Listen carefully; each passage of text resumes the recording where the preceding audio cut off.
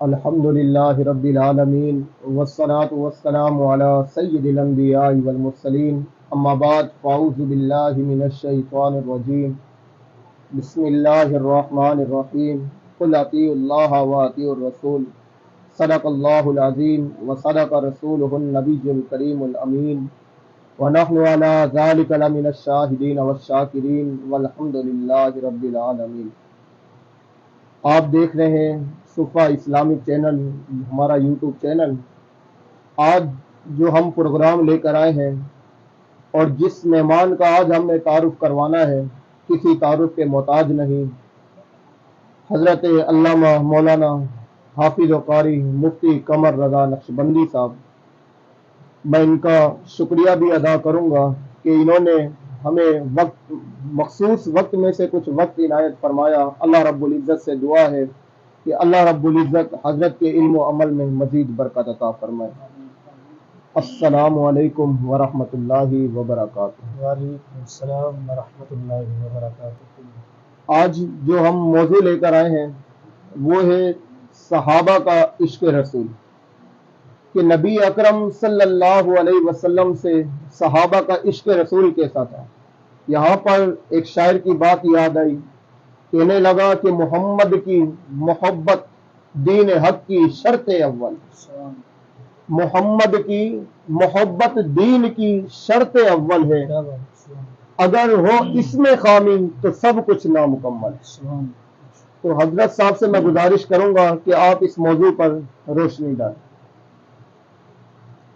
الحمد للہ رب العالمین والعاقبۃ للمتقین والصلاة والسلام علی سید الرسل وخاتم الانبیاء والمرسلین، اما بعد فاعوذ باللہ من الشیطان الرجیم، بسم اللہ الرحمن الرحیم، قل ان کنتم تحبون اللہ فاتبعونی یحببکم اللہ، صدق اللہ العظیم وصدق رسولہ النبی الکریم الامین، ونحن علی ذلک لمن الشاہدین والشاکرین والحمد للہ رب العالمین۔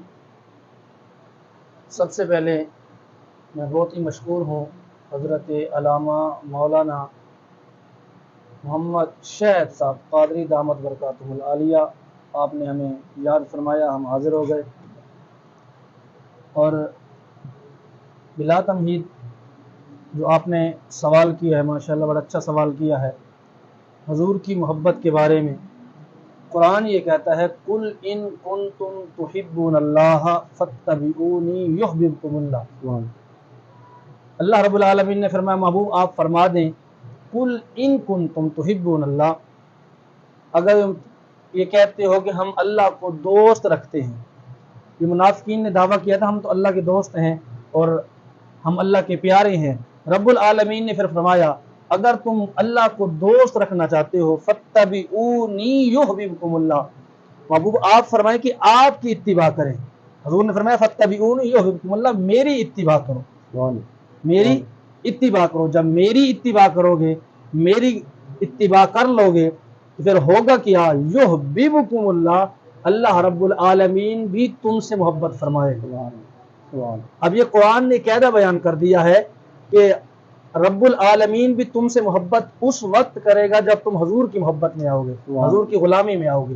تو بات ساری حضور کی غلامی کی ہے۔ اچھا رب العالمین محبت بھی کرے گا جب آپ نے حضور کی غلامی اختیار کر لی، اللہ رب العالمین محبت بھی کرے گا۔ آگے ایک اور بھی انعام عطا فرمایا، وَيَغْفِرْ لَكُمْ ذُنُوبَكُمْ، محبت بھی کروں گا اور تمہارے گناہوں کو بھی بخش دوں گا۔ یہ ہے محبت رسول رب العالمین نے جو ہمیں درس دیا ہے، قرآن نے جو ہمیں بتلایا ہے، نبی اکرم صلی اللہ علیہ وسلم کے فرامین سے بھی ایسے ثابت ہے کہ حضور کی غلامی میں بندہ جب آ جاتا ہے تو رب العالمین کرم فرما دیتا ہے۔ اب دیکھیں اگر طریق کا مطالعہ کریں، احادیث مبارکہ کا پڑھیں تو وہ یہ ہے کہ صحابہ کرام کا عشق کیا تھا، ان کی محبت کیسی تھی، ان کی محبت کیسی تھی۔ اور اسی بات سے حضرت عروہ بن مسعود، یہ صلح حدیبیہ کے موقع پر ابھی مسلمان نہیں ہوا تھا، تو یہ صلح کرنے کے لیے آئے نا، جب معاہدہ کرنے کے لیے آئے تو حضور کی بارگاہ میں جب آئے نا تو معاہدہ ہو رہا تھا، باتیں ہو رہی تھی، تو حضور کی طرف ہاتھ بڑھاتے تھے داڑھی کو ہاتھ لگانے کے لیے۔ اب داڑھی کو ہاتھ اس وقت لگایا جاتا ہے جب منت سماجت کی جاتی ہے، اب وہی منت سماجت کرنے کے لیے ہاتھ لگا رہے تھے۔ جب حضور کی داڑھی کی طرف ہاتھ کو بار بار بڑھا رہے تھے نا تو ان کی بتیجے پیچھے کھڑے تھے مغیرہ بن شعبہ رضی اللہ تعالیٰ عنہ، آپ نے تلوار کا دستہ لیا، ان کے ہاتھ پر مارا، فرمایا چاچا تم تو غلام یہ خوشامد کی وجہ سے کر رہے ہو، فرمایا ہمارے ہاں اس کو گستاخی سمجھا جاتا ہے، دوبارہ اگر ہاتھ بڑھایا بتاؤں گا بعد میں پہلے کاٹ دوں۔ یہ حضور کا عشق، حضور کے ساتھ ان کی محبت تھی، ان کا عشق تھا کہ حضور کی طرف کوئی ہاتھ بھی بڑھائے نا، داڑھی کی طرف بھی ہاتھ بڑھے تو صحابہ کرام کو برداشت نہیں تھا۔ اور اسی طرح حضرت سبحان رضی اللہ تعالیٰ عنہ حضور کے غلام، حضور نے جب ان کو آزاد فرما دیا نا، تو جب حضور نے آزاد کیا تو کچھ عرصے کے بعد ملاقات کرنے کے لیے آئے، کچھ ٹائم کے بعد ملاقات کرنے کے لیے آئے، بال بکھرے ہوئے، بڑے عجیب حالت۔ نبی اکرم صلی اللہ علیہ وسلم نے فرمایا سبحان کہ تو نے کیا حالت بنا رکھی ہے، کیا پریشانی ہے، کیا ہوا ہے؟ عرض کی یا رسول اللہ پریشانی کوئی نہیں ہے، ظاہری طور پر کوئی پریشانی ہے نہ، مال کی پریشانی ہے، کسی چیز کی پریشانی نہیں ہے۔ تو حضور نے فرمایا میری حالت کیسی بنا رکھی ہے؟ عرض کی یا رسول اللہ صرف ایک ہی بات مجھے پریشان کرتی ہے کہ جب یہ دنیا کے اندر ہم ہیں، آپ بھی تشریف فرما ہوتے ہیں، اور ہمارا جب دل چاہتا ہے آپ کی زیارت کرنے کے لیے تو ہم آپ کی بارگاہ میں حاضر ہو جاتے ہیں، زیارت کر لیتے ہیں۔ اگر میں دنیا سے چلا گیا، رب العالمین نے میرا جب فیصلہ کیا، اگر میرا جنت کی طرف فیصلہ نہیں ہوا، جہنم کی طرف فیصلہ ہو گیا، پھر تم آپ کو کبھی نہیں دیکھ پاؤں گا۔ یہ صحابہ کرام کی عاجزی ان کی ساری تھی، ان کی عاجزی تھی۔ عرض کی یا رسول اللہ پھر تو میں کبھی نہیں دیکھ پاؤں گا آپ کو، اور اگر جنت میں بھی چلا گیا آپ تو بڑا اعلیٰ مقام پر ہوں گے، انبیاء کے ساتھ بڑے اعلیٰ مقام پر ہوں گے، تو میں تو ادنیٰ مقام پر ہوں گا، میں پھر بھی آپ کو نہیں دیکھ پاؤں گا، آپ تک پہنچنے میں رسائی حاصل کرنا میرے لیے دشوار ہوگا۔ تو پھر یہ اسی سوچ نے یہی پریشانی مجھے لے جا رہی ہے، یہی پریشانی مجھے کھائے جا رہی ہے، اسی وجہ سے میں پریشان ہوں، یہی حالت میری اس لیے ہے۔ صحابہ کرام کا میں تھوڑا سا حاشیہ لگانا چاہتا ہوں۔ ہم جو محبت کرتے ہیں نا، کسی کے ساتھ کوئی لالچ ہوتی ہے تو ہماری کوئی محبت کس طریقے سے ہوتی ہے؟ ہم حضور سے محبت کرتے ہیں، ہماری محبت یہ نہیں ہوتی۔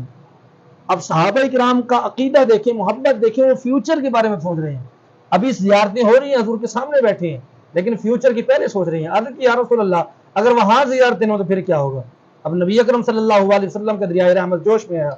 نبی اکرم صلی اللہ علیہ وسلم نے ارشاد فرمایا جو جس کے ساتھ محبت کرتا ہے قیامت کے دن اسی کے ساتھ ہی ہوگا۔ سبحان اللہ، قیامت کے دن بھی اسی کے ساتھ بھی ہوگا۔ تو یہ ہے حضور کی محبت۔ اگر ہم حضور کے ساتھ محبت کریں گے، اور جس طرح صحابہ کرام نے کی، قرآن نے کیا کہا وَإِذَا قِيلَ لَهُمْ آمِنُوا كَمَا آمَنَ النَّاسُ، قرآن بھی یہ کہتا ہے کہ میرے محبوب پر ایسے ایمان لے آؤ جیسے میرے محبوب کے صحابہ ایمان لے آؤ، جیسے میرے محبوب کے صحابہ ایمان لے آؤ۔ میں نے سادہ انداز کے اندر ترجمہ کیا ہے، گرامر کے اندر نہیں گیا، پھر عوام الناس کو سمجھانے کے لیے، عام بندے کو بھی سمجھ آ جائے کہ اللہ فرماتے ہیں میرے محبوب پر ایسے ایمان لے آؤ جیسے میرے محبوب کے صحابہ ایمان لے آئے۔ تو صحابہ کرام کا عقیدہ دیکھیں، ان کی محبت دیکھیں، عشق دیکھیں، پیار دیکھیں، انہوں نے کس طریقے سے پیار کیا ہے۔ تو ہمیں بھی ویسا پیار کرنا چاہیے، اور صحابہ کرام کی محبت سے، ان کے جو عشق تھا اس سے درس لے کر ہمیں بھی ویسا ہی پیار کرنا چاہیے۔ دعا ہے اللہ ہمیں ویسا پیار کرنے کی توفیق عطا فرمائے، ویسا جذبہ نصیب فرمائے۔ ماشاءاللہ، بہت ہی آسان انداز میں مفتی صاحب یہ بتلا رہے تھے کہ صحابہ کا عشق رسول کیسا تھا، اور ہمیں بھی حضور سے کس طرح محبت کرنی چاہیے۔ مجھے مفتی صاحب کا یہ بیان کلمات سے سننے کے بعد اعلیٰ حضرت امام احمد رضا کے وہ کچھ اشعار یاد آئے۔ آپ فرمانے لگے کہ پھر کے گلی ٹھوکریں سب کی کھائیں کیوں، پھر کے گلی گلی ٹھوکریں سب کی کھائیں کیوں، دل کو جو عقل دے خدا تیری گلی سے جائیں کیوں۔ آگے آپ فرماتے ہیں سنگ در حضور سے ہم کو خدا نہ صبر دے، سنگ در حضور سے ہم کو خدا نہ صبر دے، جانا ہے سر کو جا چکے دل کو آرام آئے کیوں۔